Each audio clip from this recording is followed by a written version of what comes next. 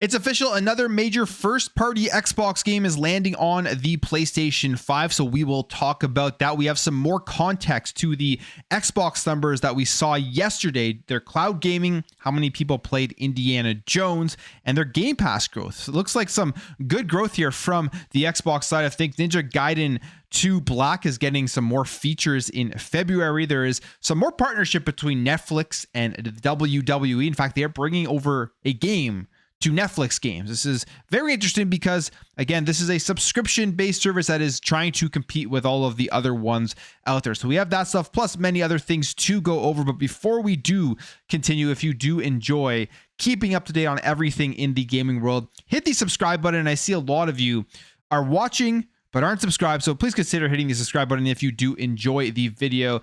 Share the video, like the video, all of that stuff, and let's jump right into it with the biggest news of yesterday that a lot of people are going to be talking about. You're going to see the usual suspects and everyone with their fake outrage, even though this is news that we knew was coming. Basically, it's nothing that should be shocking to anybody if you've been following the Xbox strategy going forward now for a number of years, but definitely over the last year. And then if you've been watching my channel, or you've been looking at any of the rumors out there that people have been saying that seemed like they were very, very good on the information that they did have as to this stuff was going to continue to happen. And it is that Forza Horizon 5 has now officially been announced here for the PlayStation 5. This is 100% confirmed, and it is coming over in spring of this year.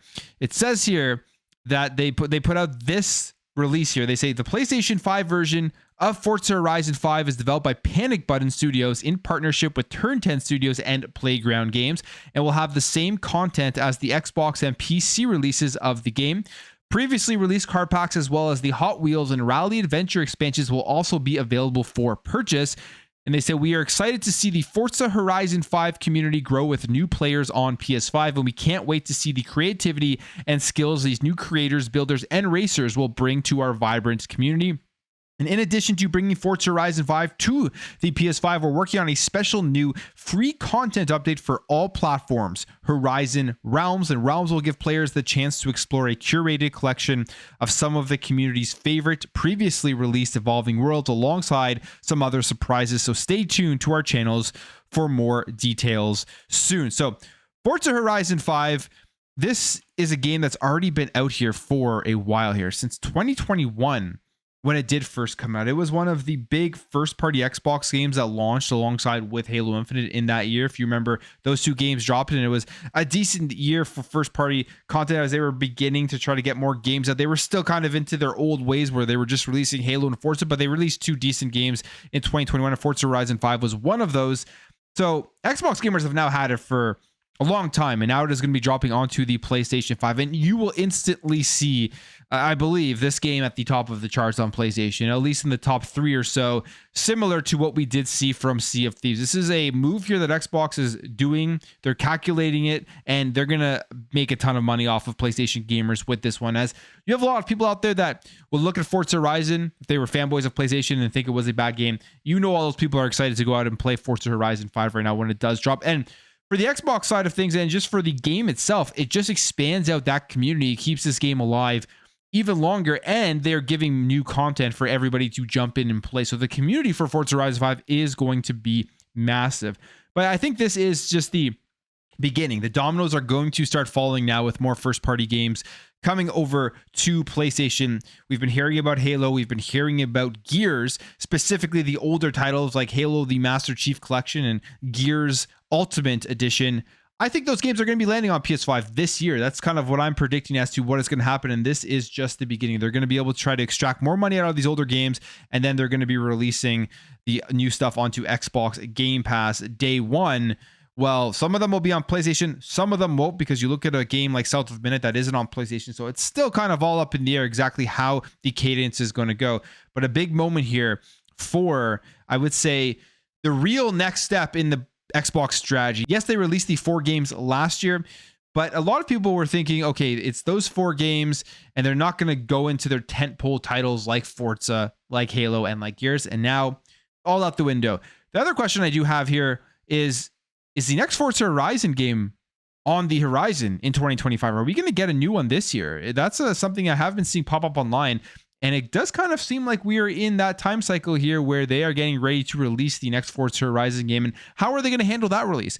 Are they putting this out now because at the end of this year, we're going to have Forza Horizon 6? They're just trying to kind of get the PlayStation fans into the series so they can go out and buy the new game? Or are they only going to be releasing Forza Horizon 6 on the Xbox ecosystem and then dropping it on PlayStation at a later date? Still, we don't know about that. But with this launching here in 2025 on PS5, they're setting that community up to want to go out and purchase the next one in the series, and potentially even if they ever drop them on PS5, older games in the Forza Horizon series. So cool stuff there. I know there's going to be a lot of different opinions on here. I know I've said it on this channel multiple times. I don't care if other people get to play games. It doesn't bother me. I have Game Pass. I play my games on Game Pass, and that's kind of really what I care about is the first party games dropping there. But I would love to know your opinions. Are you guys upset about this? Is this change whether you're picking up an Xbox in the next generation or if you still play on Xbox? I would love to hear your thoughts because I know there is going to be a lot of different opinions. We're probably going to get a bunch of Xbox is dead videos coming up, or at least a lot of Xbox is dead commentary on social media over the next few days, which it's all predictable at this point. You shouldn't take really any of it seriously. All right. Now, we talked yesterday about the Xbox financial reports, and the hardware numbers were not good whatsoever. The gaming revenue fell 7%, which was in line with their estimates. So I don't think that one, it was a big shock to everybody. And then we saw the gaming content and services up 2%, which I think people expect that to be a little bit higher with a game like Call of Duty and stuff dropping into the service. So we have a bit more clarification on these numbers and exactly what did this mean for the Xbox ecosystem. It looks like they actually did very well here in this last quarter with Game Pass, cloud gaming, as well as a lot of people have jumped into Indiana Jones to play the game itself. So here is the update. Satya Nadella went over the highlights of the quarterly update. And here's what he says. We're focused on improving the profitability of the business in order to position it for long-term growth driven by higher margin content and platform services. And we are delivering on this plan. He claims that Black Ops 6 enjoyed a record-breaking launch quarter as it topped software sales on both Xbox and PlayStation. Now, I don't believe that is really new news. We've already been told and we already know now that launching the game into Xbox Game Pass was an absolute success for Xbox. They put it out there.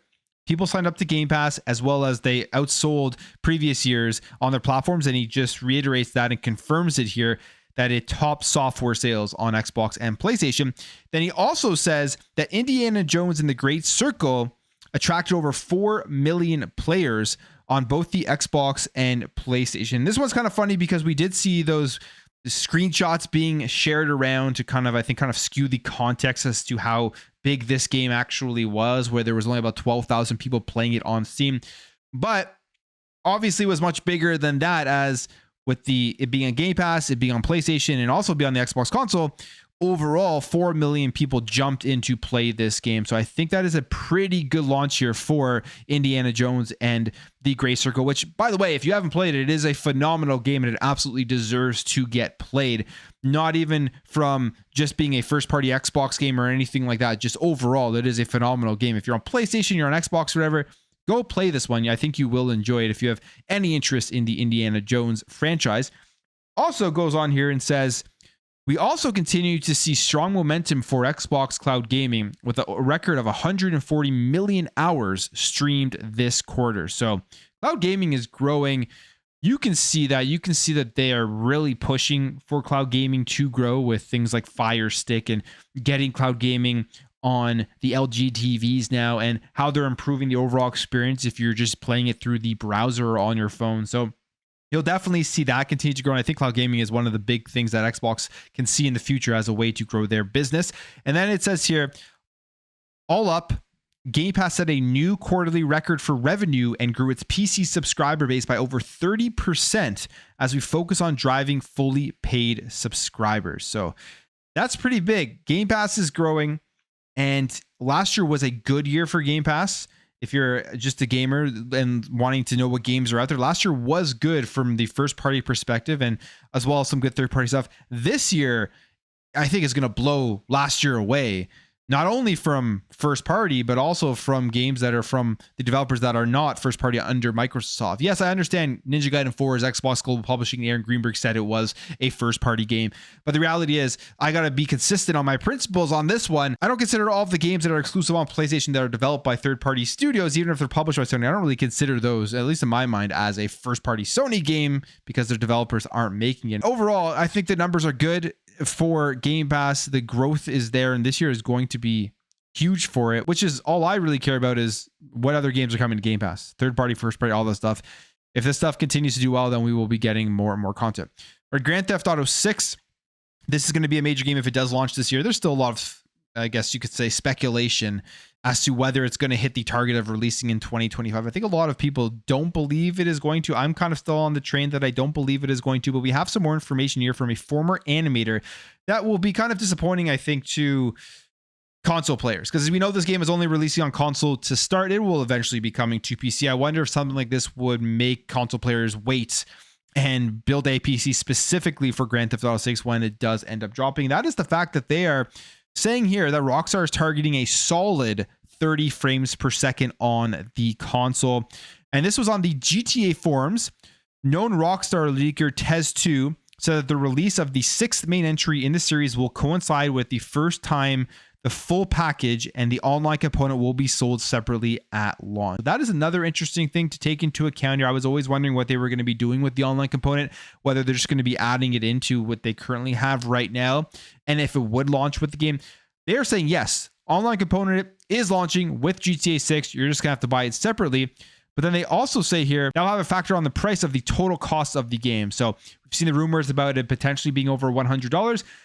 It probably will be if you want that total package of online and the offline thing. I could see them absolutely doing that. And I think people would still buy it if you're getting all of that content in there, just because of how big of a game it is. And then he goes on here to talk about the FPS of the game itself. It says, as reported by Games Radar, former Rockstar Games animator Mike York commented on what console players should expect in terms of performance, saying that the developer is likely to go for a steady 30 frames per second, optimizing the game as much as possible to make sure it will never dip below that target. On PlayStation 5 Pro using PSSR upscaler, the game could hit 60 FPS according to the former Rockstar developer, but 60 FPS shouldn't be expected on the base hardware at launch. So all speculation, and we don't actually know. Obviously, PSSR, if they utilize the upscaling technology well, could move it up closer to 60 frames per second, but we have seen issues with it. And is Rockstar going to be able to get the full potential of it? That is obviously the question. 30 FPS, will that turn people off here from purchasing the game on console,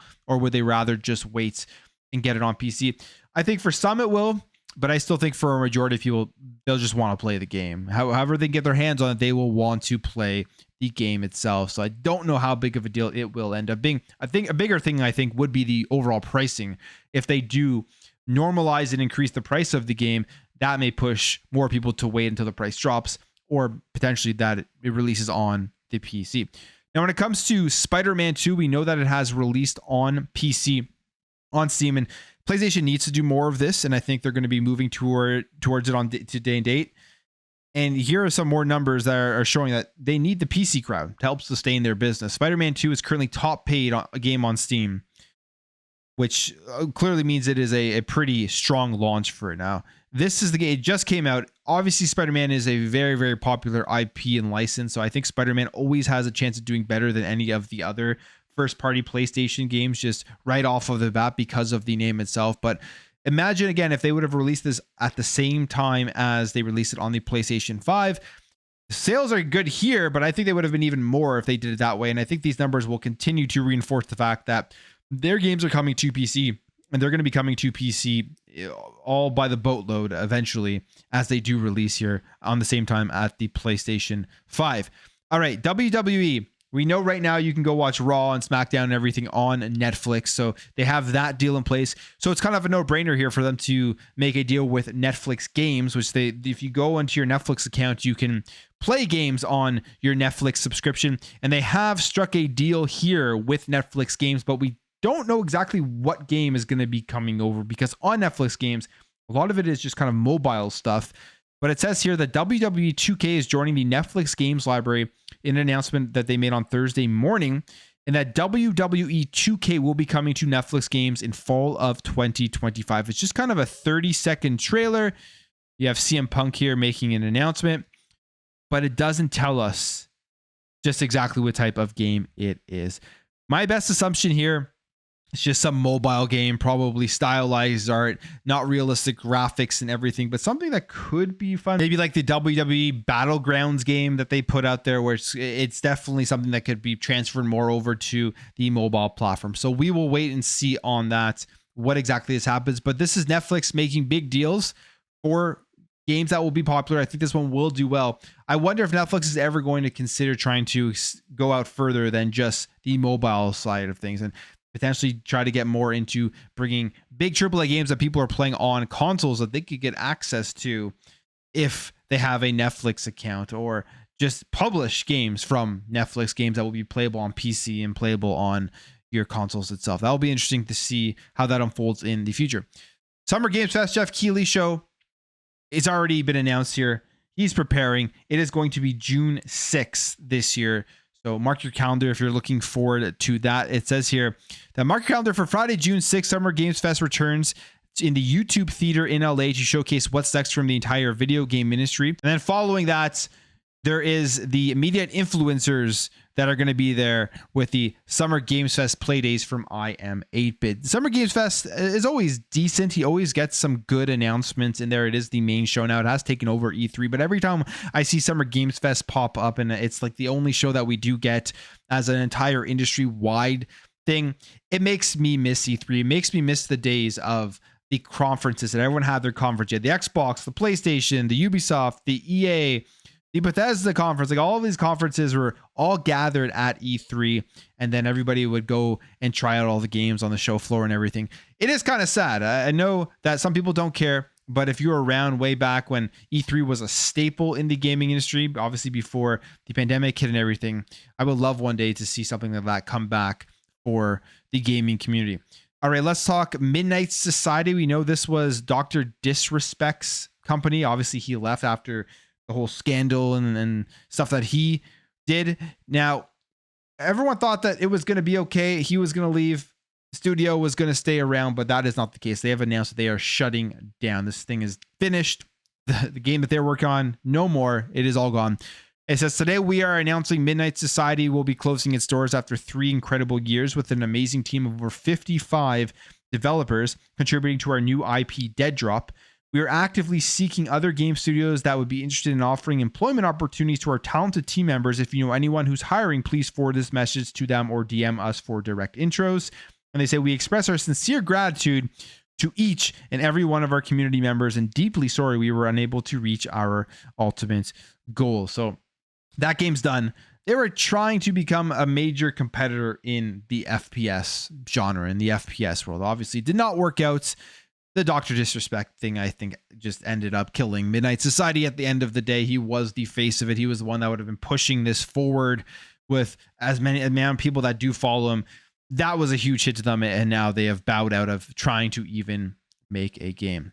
All right, a couple more things here. We do have an exclusive report here from Insider Gaming about Bioware and how employees are actually still worried about more layoffs that are coming. If you were watching the show yesterday, Bioware announced that they are moving on to Mass Effect 5, but the entire studio isn't actually going to be working on the game, but it's more of like a veteran crew who sounds really good if you sit back and think about it, because they made some of the great games that we do love from BioWare back in the day, but the entire studio not working on it is kind of a head scratcher.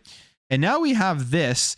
This says that the layoffs have many within BioWare concerned about more layoffs in the coming weeks and months. One current employee said they expect it to happen and that it feels like we're waiting for another wave. It says it's understood that while work is continuing to ramp up on the next Mass Effect game, an internal evaluation is also being done to see where things can be improved with development moving forward. I honestly wouldn't be surprised if there are more layoffs. They're trying to make sure, like every other studio and every other company, when they put out their announcements, that they are okay for the future, and that just ends up being in layoffs and trimming down the company itself. The question I have is, because we did see people claiming online that BioWare Edmonton was going to close down. Now, from yesterday's announcement, it does not seem like that is the case because they are working on Mass Effect now, and you would think that they wouldn't even put that announcement out there if they're planning to close down the studio. So that is a big question I have. This sounds like some employees are worried, and I wonder if this is the beginning where they're kind of trying to keep people feel okay now, and then there's going to be another big wave that does hit the studio very, very hard. Two more things here, two more interesting things. There's a new game that was announced, the Directorate, and it was, or the Directorate Novitate. It revealed this trailer.